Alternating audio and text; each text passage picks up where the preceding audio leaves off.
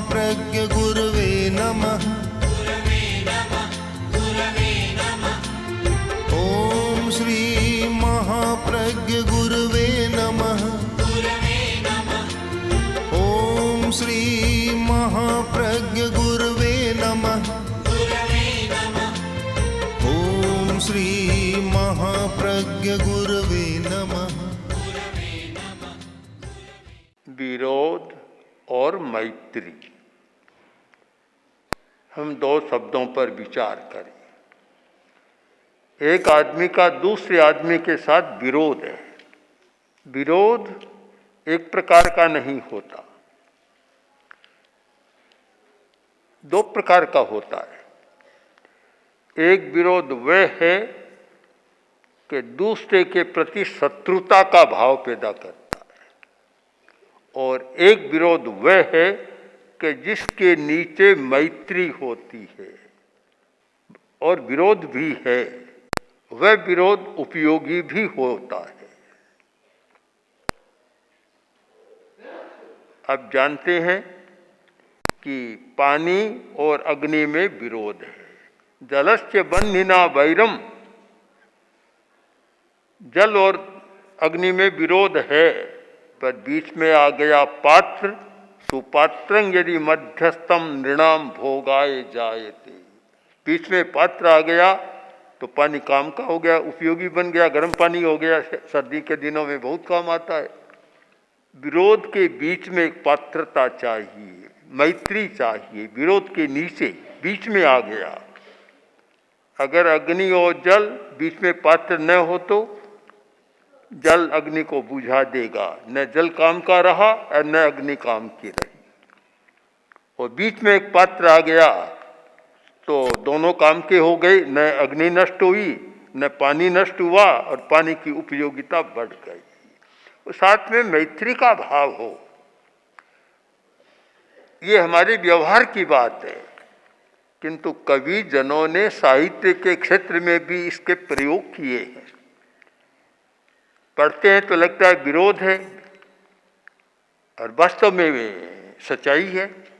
विरोध नहीं है, अविरोध है। और उससे काव्य की भाषा में कहा गया विरोधाभास अलंकार। वह एक अलंकार है जिसका नाम है विरोधाभास। तो कवि ने इसका भी प्रयोग किया है कि पार्श्व प्रभु से कह रहे हैं कि पार्श्व प्रभु भगवान, आप विश्वेश्वर हैं, इधर तो आप विश्व के ईश्वर हैं, और इधर दुर्गत है, दरिद्र है। अब एक व्यक्ति जो विश्व का मालिक है, स्वामी है, और दूसरी तरफ में दरिद्र कहना कितना बड़ा अटपटा सा लगता है। आचार्य ने कैसे प्रयोग किया? यह है विरोधाभास अलंकार। आप विश्वेश्वर, विश्व के ईश्वर है, पर दूसरी ओर अलकई दुर्गत है। केस नहीं, केस की दृष्टि से आप दरिद्र हैं, यानी केस है ही नहीं आपके सिर पर। यह माना जाता है कि तीर्थंकर मुनि बनने के बाद उनके केस बढ़ते नहीं है, बस जितने थे उतने ही रहते हैं, बढ़ते नहीं है, केस होते नहीं है। तो कवि ने इसका उपयोग कर लिया। एक तो आपको कहते हैं विश्वेश्वर, और दूसरे केस भी जिस व्यक्ति के पास नहीं, केस तो अलंकार होता है, सौंदर्य का प्रतीक होता है केस, आपके पास वह भी नहीं है तो आप कहाँ विश्व के नाथ बने? दूसरी बात, अक्षर प्रकृति, आप अक्षर की प्रकृति है। अक्षर वर्णमाला अक्षर, दूसरी तरफ अलिपि, उसकी लिपि नहीं है कोई, कितना विरोध। आप अक्षर कैसे हुए जब आपकी कोई लिपि नहीं है? तो अक्षर कैसे बने आप? अक्षर का एक अर्थ है मोक्ष। आप अक्षर प्रकृति वाले हैं, यानी मोक्ष प्रकृति वाले हैं। अक्षर शब्द का प्रयोग प्राचीन साहित्य में, जैन साहित्य में और गीता में भी अक्षर और क्षर दो किए गए, क्षर और अक्षर। अक्षर जो शाश्वत है, मोक्ष है, वह अक्षर है जिसका कभी क्षय नहीं होता। दूसरी तरफ में वर्णमाला भी अक्षर है, वर्णमाला का भी कभी क्षय नहीं होता, शाश्वत है। शब्दों की रचना करो, शब्दों को मिलाओ, वे तो बदलते रहते हैं, पर अक्षर कभी बदलते नहीं, शाश्वत स्थायी रहते हैं। तो एक और तो अक्षर प्रकृति है, तो अक्षर की तो कोई लिपि होती है, ए है, अक्षर है तो ए की कोई लिपि भी है। आप ऐसे हैं कि अक्षर तो है, आपकी कोई लिपि नहीं है, यानी आप अक्षर प्रकृति वाले हैं, मोक्ष की प्रकृति वाले हैं, मुक्तात्मा की प्रकृति वाले हैं, अलिपि फिर भी कोई आपका लेप नहीं है, लेप रहित है, लेप रहित लिपि रहित अक्षर है। अज्ञानवत्यपि, आप है तो अज्ञानवती, अज्ञानवान, सप्तमी विभक्ति होती है संस्कृत में। अज्ञानवत्यपि, अज्ञानवान होने पर भी ज्ञानं त्वयि स्फुरति विश्व विकास हेतु। एक और तो अज्ञानवती में, अज्ञानी आदमी में, और ज्ञान पूरे विश्व को प्रकाशित करने वाला ज्ञान आप में स्फुरित हो रहा है। कितना विरोधाभास आपके जीवन में।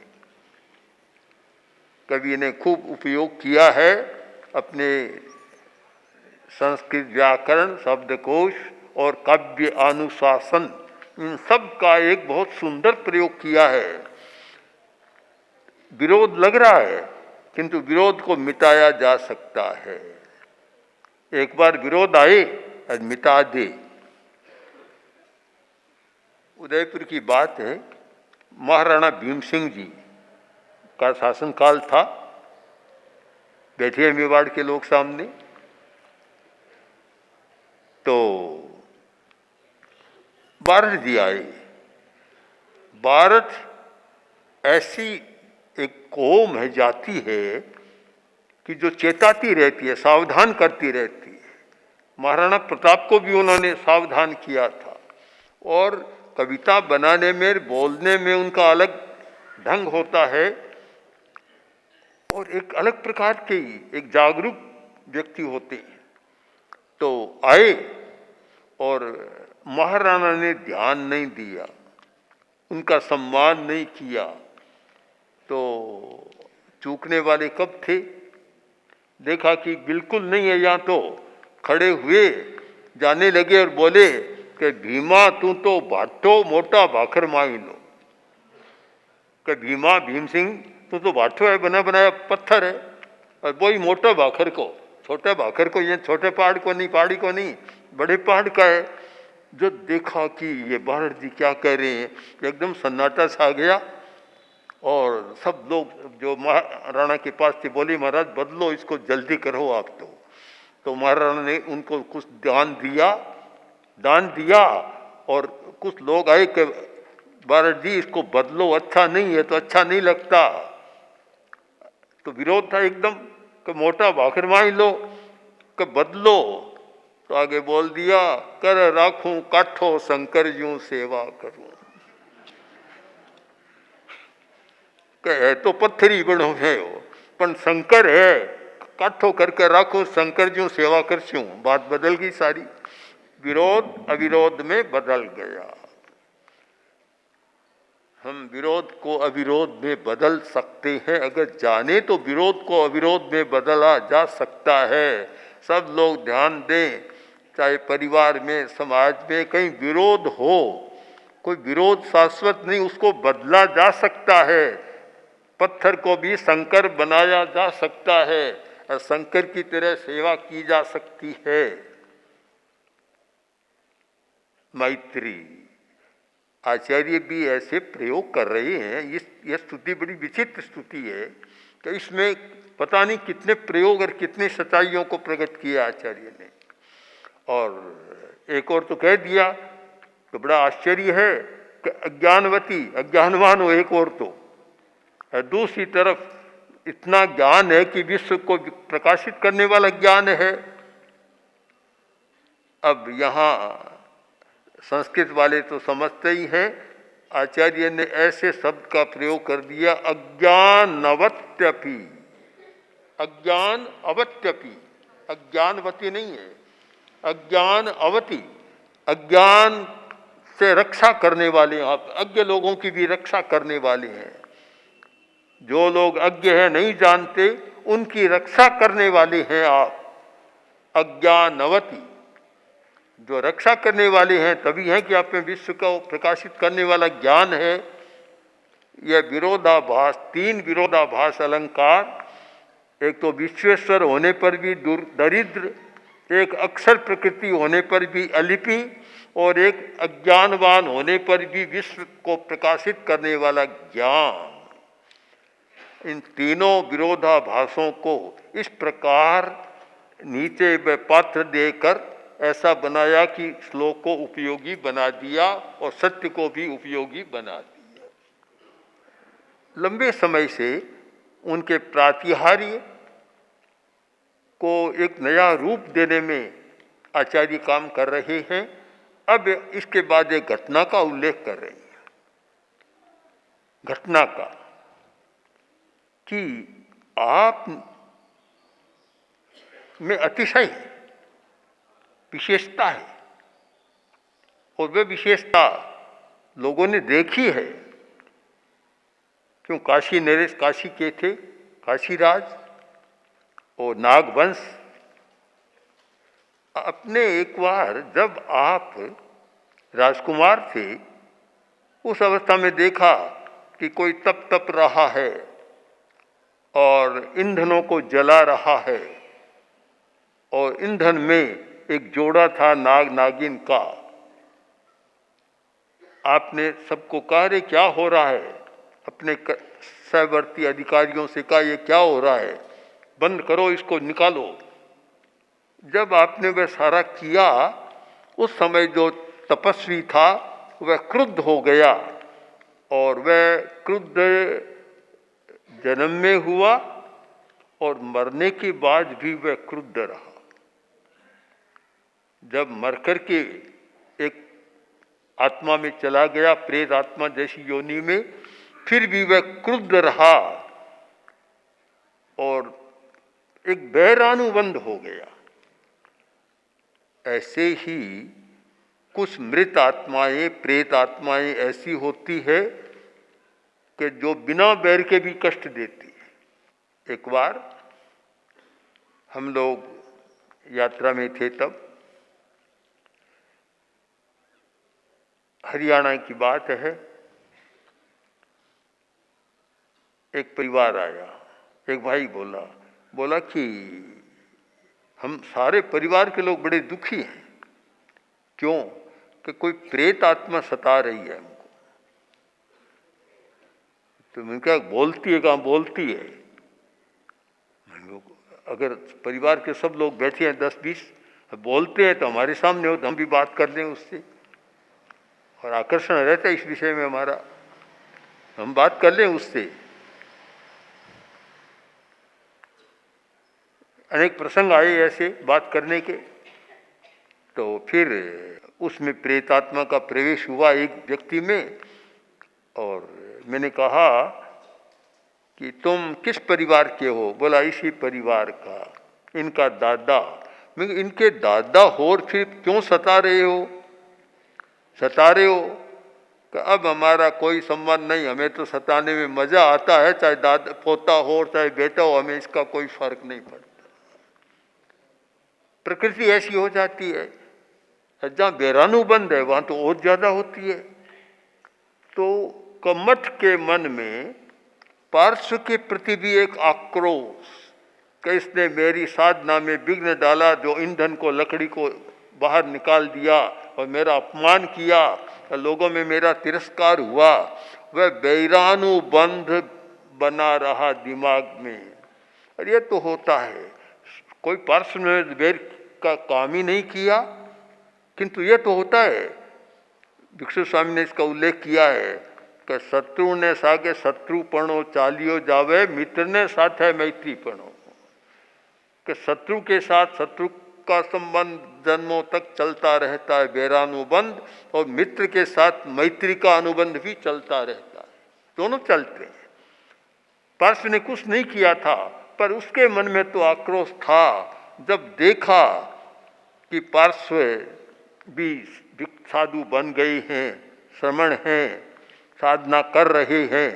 उस समय ध्यान मुद्रा में थे, आता है, पार्श्व आया और प्राग भार संभृत नभांसी रजांसी, धूली की वर्षा की। कभी कभी धूल की वर्षा होती है, धूल की वर्षा की, और प्रागभार संभृत नभांसी, जिन्होंने समग्रता से या बहुलता से आकाश को ढांक दिया, इतनी धूल बरसाई कि आकाश आच्छन्न हो गया, सूर्य का भी पता नहीं चला सूर्य कहाँ है, इतनी धूल बरसाई। पार्श्व तो रहे, कोई फर्क नहीं पड़ा, काफी ऊंची आ गई, पर पार्श्व को अपनी साधना के काल में इतना अतिशय था कि जैसे धूल ऊपर उठते गए उसका कोई असर उन पर असर नहीं हुआ, कोई प्रभाव नहीं हुआ। छाया पितस्तव नाथ, उसकी छाया भी नहीं लगी। जितना उछाला तो छाया भी प्रभावित नहीं हुई, छाया भी न हटा। जो पार्श्व की छाया थी, आभा थी, इतनी धूल वर्षा होने पर भी रजे नहीं लगी, रस से कोई छाया, उनका जो आभा मंडल वह कोई मलिन नहीं हुआ, मेला नहीं हुआ। ये देखा, आखिर थक गया है, बहुत लंबी कहानी बात है, आखिर थक गया, हताश हो गया।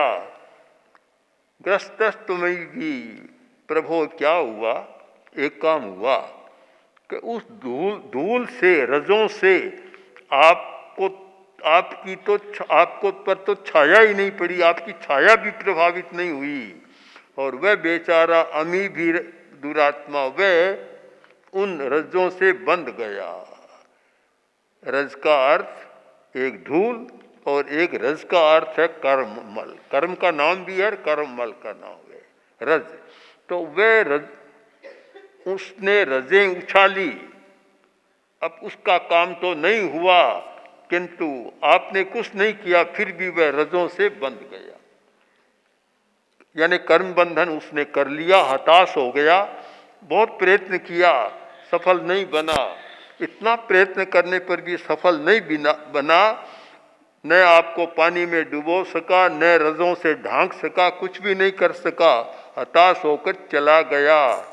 प्रभु, यह आपका अतिशय है, आपकी विशेषता है, आपकी पवित्रता है, किंतु बेचारे का एक नुकसान उसका हो गया कि वह रजें उछाली, आप पर तो नहीं गिरी, उस पर रजें गिरी, कर्म का बंधन लेकर चला गया। तो एक बोध पाठ हर आदमी को लेना है कि रजे न उछालें दूसरों पर धूल न, कि आजकल तो रजों के लिए जूते हो गए, आजकल जूते उछाले जाते हैं, उस समय रजे फैलाई जाती थी। दूसरों पर जूते न उछाले, रजे न करें, उससे कोई दूसरे का तो होता है या नहीं होता, स्वयं का ही तो होता है। पार्श्व का तो कोई अहित नहीं हुआ, किंतु स्वयं का उस कमठ का अहित हो गया कि इतना भारी कर्मों का बंध हो गया कि उसे चुकाना भी मुश्किल होगा। इसलिए हम इस बात को ले कि दूसरों पर उछाले, न छापे उछाले और न जूते उछाले, कुछ भी न उछाले, बस अपनी साधना में लीन रहे, तो दूसरा हमारी छाया को भी प्रभावित नहीं कर सकेगा। ओम श्री महाप्रज्ञ गुरवे नमः।